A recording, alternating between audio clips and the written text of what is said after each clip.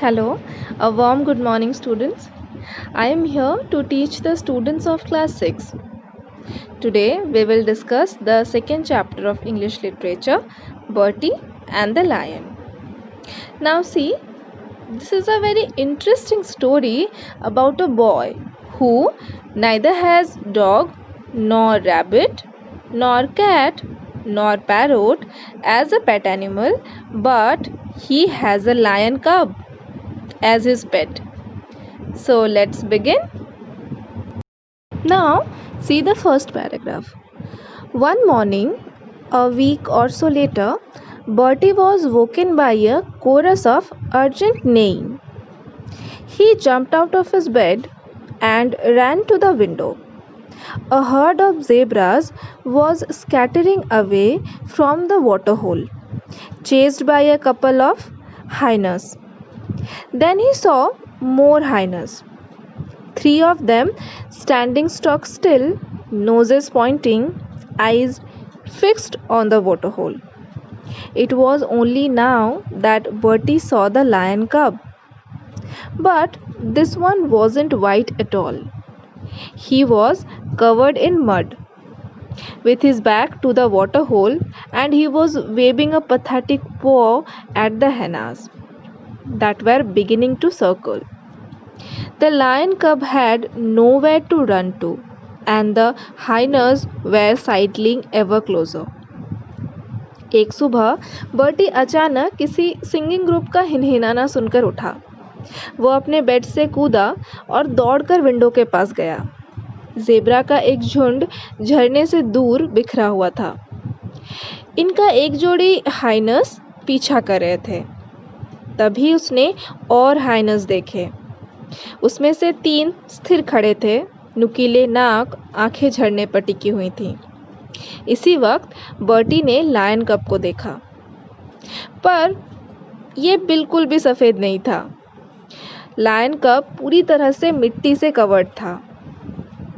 उसका बैक झरने की तरफ था और वो निराशा से अपने पंजों को हाइनस की तरफ हिला रहा था, जो उसके चारों ओर घूम रहे थे। लायन कब के पास भागने का कोई रास्ता नहीं था और हाइनस उसके और करीब आ रहे थे। Now see the second paragraph. Bertie was downstairs in a flash, leaping off the veranda and racing barefoot across the compound, shouting at the top of his voice.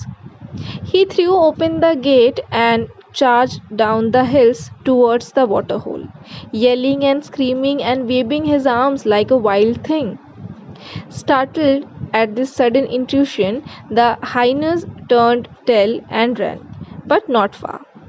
Once within range, Bertie hurled a broadside of pebbles at them and then ran off again, but again not far. Bertie सीढ़ियों से तुरंत उतरा, वैरेंडा को फांदते हुए नंगे पांव से compound की ओर अपनी ऊंची आवाज़ में चिल्लाते हुए दौड़ा। उसने गेट खोली और हिल्स से झरने की तरफ चिल्लाते हुए और किसी जंगली चीज़ की तरह अपने हाथों को हिलाते हुए दौड़ा। बर्टी के ऐसा करने से हाइनस चौंक गए और दुम दबाकर भागे, लेकिन ज़्यादा दूर नहीं। फिर बर्टी ने किनारे से कुछ पत्थर उठाकर उनकी तरफ फेंके और वो फिर से भागे, लेकिन फिर से ज़्यादा दूर नहीं। See the next paragraph. Then he was at the water hole and between the lion cub and the hyenas, shouting at them to go away. They didn't go. They stood and watched, uncertain for a while. Then they began to circle again, closer, closer. अब Bertie झरने के पास lion कब और highness के बीच खड़ा होकर highness को चिल्लाकर जाने के लिए कह रहा था, पर वो नहीं गए। वो खड़े थे और देख रहे थे कुछ क्षण के लिए। उन्होंने फिर से सर्कल बनाना शुरू किया और करीब आते गए। See the next paragraph. That was when the shot rang out. The hyenas bolted into the long grass and were gone. When Bertie turned round, he saw his mother in her nightgown, rifle in hand, running towards him down the hills. उसी वक्त बंदूक चलने की आवाज़ आई। Highness लंबे घासों के पीछे छुप गए और बाद में भाग गए। जब बर्टी ने पीछे घूमकर देखा तो उसकी मम्मी अपने नाइट गाउन में हाथों में बंदूक लिए हुए उसकी तरफ दौड़ते हुए पहाड़ों से नीचे आ रही थी। He had never seen her run before. Between them, they gathered up the mud-matted cub and brought him home. He was too weak to struggle, though he tried. After that, they had given him some warm milk. They dipped him in the bath to wash him. As the mud came off, Bertie saw he was white underneath. Bertie ने कभी भी अपनी माँ को ऐसे दौड़ते हुए नहीं देखा था। इसी बीच उन्होंने मिट्टी से सने हुए लायन कब को समेट लिया और घर ले गए। लायन कब बहुत ही कमज़ोर हो गया था, लेकिन फिर भी वो परिश्रम कर रहा था। उसके बाद बर्टी और उसकी मदर ने उसे यानी लायन कब को गर्म दूध दिया और उसे वॉश करने के लिए पानी में डिप किया। जैसे ही मिट्टी निकला, बर्टी ने देखा कि वो यानी लायन कब नीचे से सफ़ेद था। "You see," he cried triumphantly. "He is white. He is. I told you, didn't I? He is my white lion." His mother still could not bring herself to believe it. 5 baths later, she had to. आपने देखा? वो खुशी से चिल्लाया, "ये सफ़ेद है। मैंने कहा था ना आपसे, ये मेरा सफ़ेद लायन है।"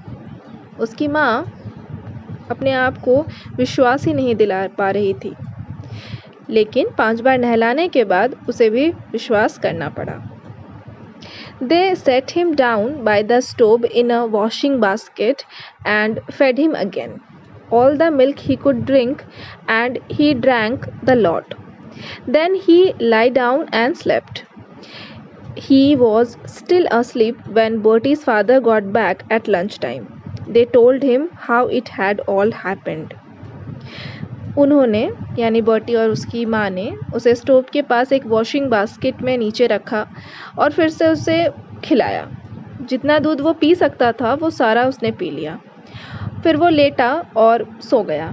पर जब बर्टी के पापा लंच के लिए आए घर, तब तक वो जगा था।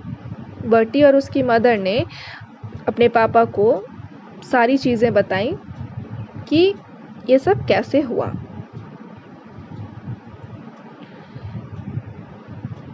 "Please father, I want to keep him," Bertie said. Bertie ने कहा कि प्लीज़ पापा, मैं इसे रखना चाहता हूँ। See the next paragraph. "And so do I," said his mother. "We both do," and she spoke as Bertie had never heard her speak before. Her voice strong, determined. और मैं भी, बर्टी की मम्मी ने भी कहा, "हम दोनों चाहते हैं।" और बर्टी ने अपनी माँ को कभी इतने स्ट्रॉन्ग और डिटरमाइंड वॉइस में बात करते हुए नहीं सुना था। Bertie's father didn't seem to know quite how to reply. He just said, "We will talk about it later," and then he walked out. Bertie के पापा को ये समझ नहीं आ रहा था कि वो क्या रिप्लाई करें।